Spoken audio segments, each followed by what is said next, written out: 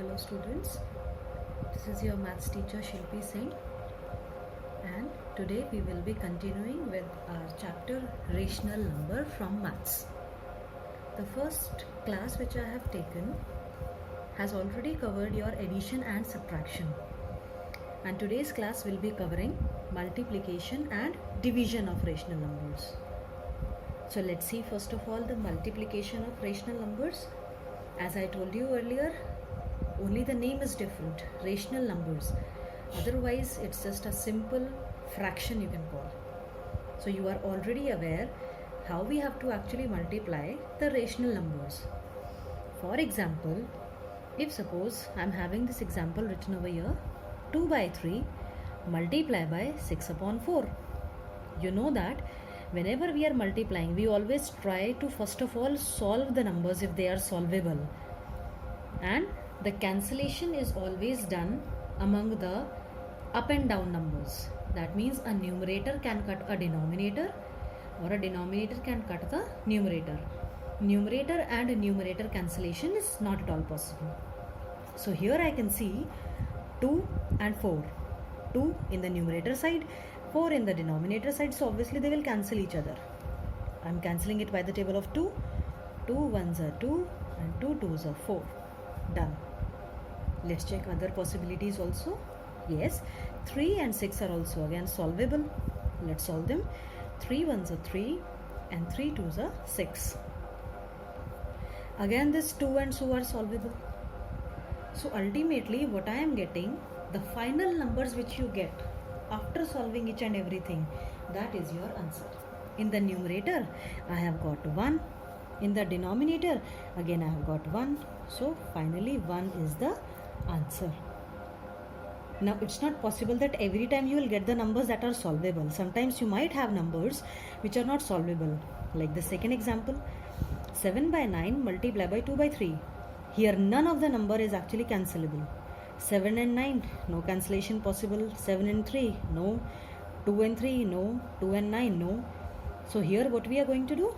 Simply multiply the numerators together and denominators together, and that's your final answer. 7 into 2, 14. 9 into 3, 27. Cancellations are not at all possible. So this is our final answer. So this is as simple as that. Now side by side let's cover division also. So when we are talking about division of rational numbers, so suppose one fraction is given to you, 4 upon 6 divided by 16 upon 18. So now division can actually be converted into a multiplication sign once you do the reciprocal of the second number, the number written after the divide sign. What do you have to do? You have to just reverse the number. 16 upon 18 will become 18 upon 16. And now this is a multiplication sign. Now solve as I told you in the left hand side part. So 4 and 16 cancelable on 4, and 6 will cut this 18 on 3. Nothing else is possible. So final answer will be 3 upon 4. This is how you have to solve the division. Division as it is not possible to solve, so you have to always convert it into a multiplication sign. Now comes the properties. As we have discussed, like in addition we had commutative, associative properties. Similarly, these properties are also there for multiplication also. The first one is commutative property, which says that sequence does not matter. If you are having two numbers like 2 upon 3 multiply by 5 upon 7, and if I change their sequence, I write 5 by 7 first and 2 by 3 later on, the results from both the sides are going to come same. Okay, so in multiplication the commutative property works. There is no problem if you change the sequence of the numbers once you are multiplying. But yeah, definitely it will make a lot of difference once you are dividing. Division is not commutative. If it is 2 by 3 divided by 5 by 7, it is not at all equal to 5 by 7 divided by 2 by 3. Here you cannot change the sequence. So multiplication is commutative, but division is not commutative. Next property is associative. Associative says that if you are having three numbers, like I have written 2 by 3 multiply by 5 by 7 multiply by 9 by 11. On the right side also I have the same numbers. The only difference is here these last two numbers are packed in a bracket, and here the first two numbers are packed in a bracket, but there will be no difference in the answers. Okay, if you multiply three numbers together and you put any two in a bracket, the final answer is going to remain same. Bracket on any two is not going to affect the answer, but definitely it is not going to work in the case of division. If you are having three numbers, 2 by 3 divided by 5 by 7 divided by 9 by 11, it is definitely not going to be equal to if I put the bracket on these first two numbers, like I have written on the right hand side. 2 by 3 divided by 5 by 7 is not equal to divided by 9 by 11. These two sides are actually not equal to each other. Now next thing is multiplicative inverse. What is this multiplicative inverse? If you are given any number, for example, let me take 3 by 5. What should I multiply with this number so that my answer can come 1? By what I should multiply this? That missing number I have to find out. So it's a very easy task. You know that your result has to come 1. So what I can do? I can multiply this number by its reciprocal. That means its opposite. So I'm going to multiply this by 5 by 3. The numbers will cancel each other. My final answer will be 1. So what is multiplicative inverse? Actually the reciprocal of the number that is given to you. And target is that you have to always receive 1 in the answer. Next is the distributive property, which is actually the most important property that you are going to study this time, and which will have the maximum application also. So distributive property says that if you are having two numbers b plus c and they both are to be multiplied by a, so see how it is written, a multiplied by bracket b plus c.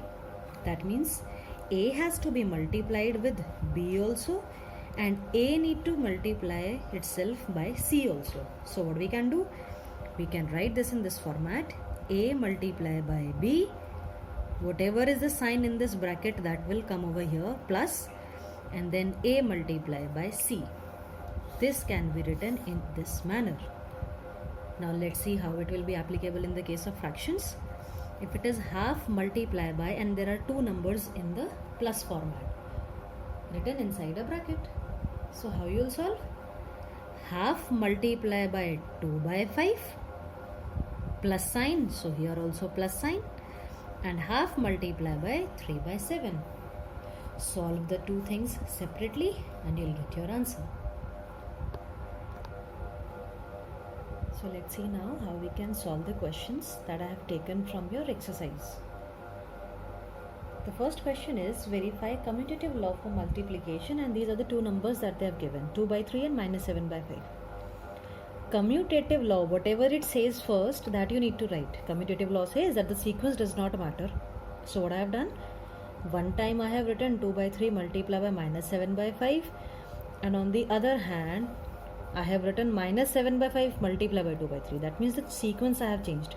Now let's see that when we are changing the sequence, does it affect our answer? Let's check. When I am solving on this side, cancellations are not at all possible. Nothing is getting cancelled. So that means I just have to multiply. 2 into minus 7, minus 14, 3 into 5, 15. Answer from the left hand side is minus 14 by 15. Let's see on the right hand side. Again, nothing is cancelable, so you just need to multiply. Minus 7 into 2, minus 14, 5 into 3, 15. What we are observing over here? Left hand side answer and right hand side answer, they both are coming same. That means what do you need to write down? It is verified. The sequence in multiplication does not matter. That means the commutative law is actually true. I hope it is clear to you. Now let's see the next question. Now same question, in place of commutative now you are having associative law. Verify the associative law for multiplication. Now the numbers that were given to me in the question were 2 by 3, minus 1 by 5 and 7 by 12. So what I did, I arranged them in a sequence. 2 by 3 multiply by minus 1 by 5 into 7 upon 12. This side I have placed bracket on the last two terms, while on the right hand side I have placed all the same terms, but the bracket is this time on the first two terms. So what I am going to do, I'll solve this side first and then I'll solve the right hand side first, and later on we will compare that does it actually holds true or not. Let's solve the BODMAS according to the BODMAS rule. So bracket will be solved first. So when I am solving the bracket, nothing is solvable. Cancellations are not all possible. So 7 into minus 1, minus 7, 12 into 5, 60. Bracket solved. Now multiply by 2 by 3. Only this 2 can cut this on 30, rest nothing. So from the left hand side, I am getting minus 7 upon 90. Let's go and check on the right hand side also. So as usual, bracket will be solved first.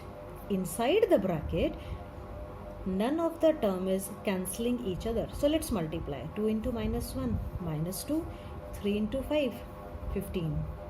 Bracket is solved. Now bring your last number, 7 upon 12.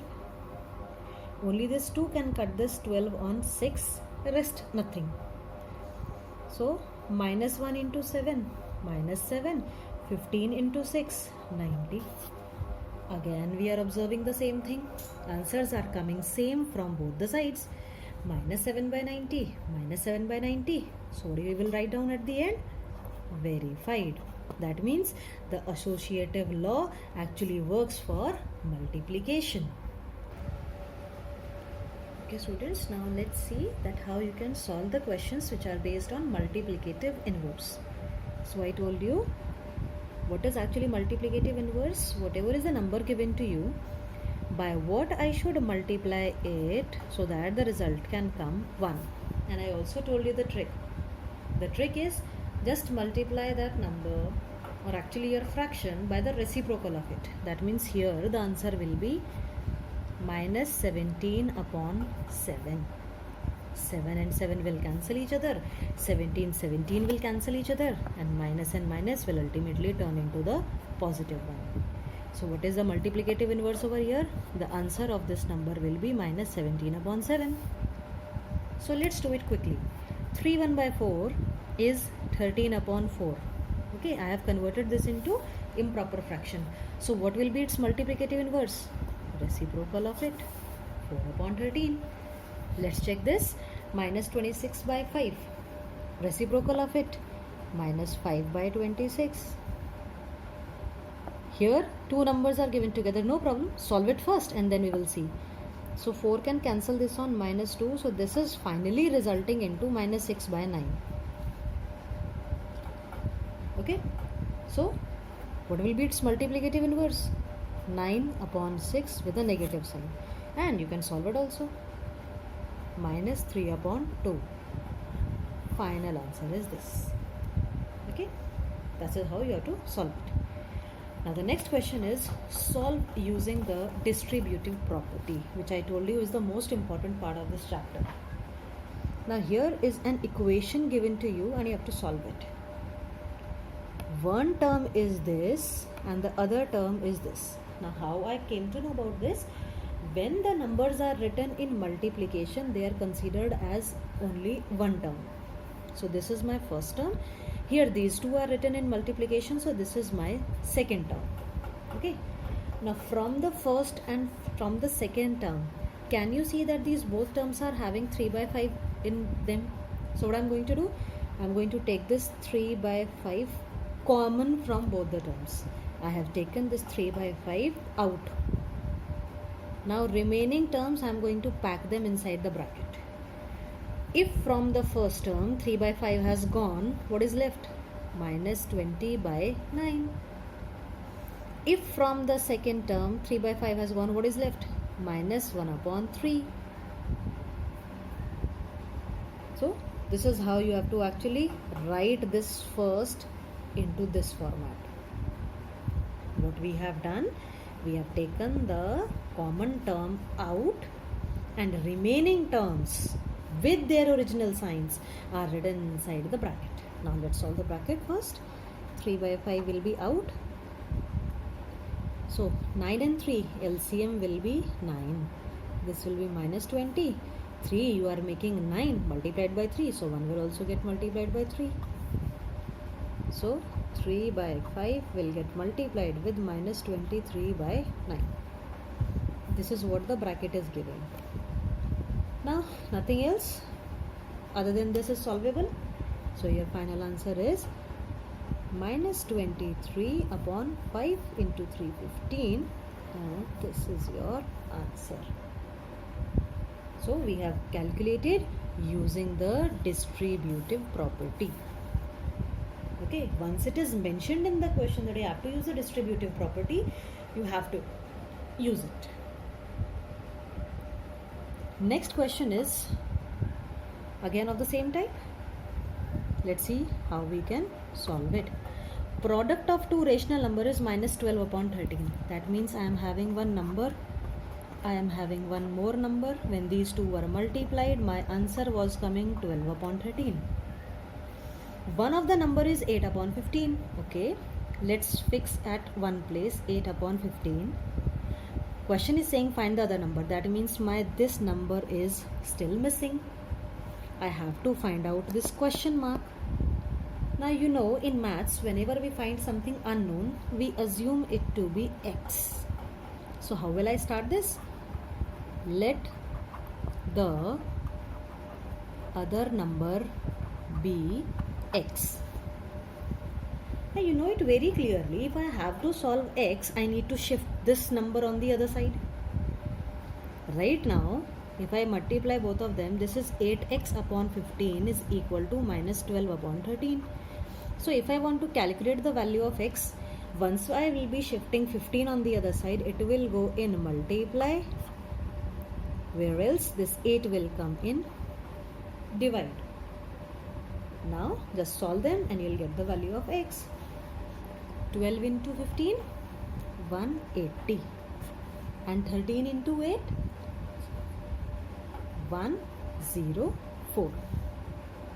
And yeah, we forgot one thing. We could have solved this 12 and 8 here only. That would be more easier for you to actually solve. No problem. We can simplify the last number here also. Let's cancel by the table of 2. It will become minus 90 upon 52. Again solvable by 2. So it will be minus 45 upon 26. This is our final answer. Now let's see the last question that I have taken from your exercise. Divide the sum of 5 by 8 and 13 by 12 by the product of this. So here actually there are multiple operations that are going to go side by side. We have to do the addition of these two, product of these two, and then I have to divide these two results. So let's move step by step. First of all, let me add these two numbers. 5 upon 8 plus 13 upon 12. LCM is 24. This will be 15 plus 26, which is 41 upon 24. Addition result is ready. Let's do the product.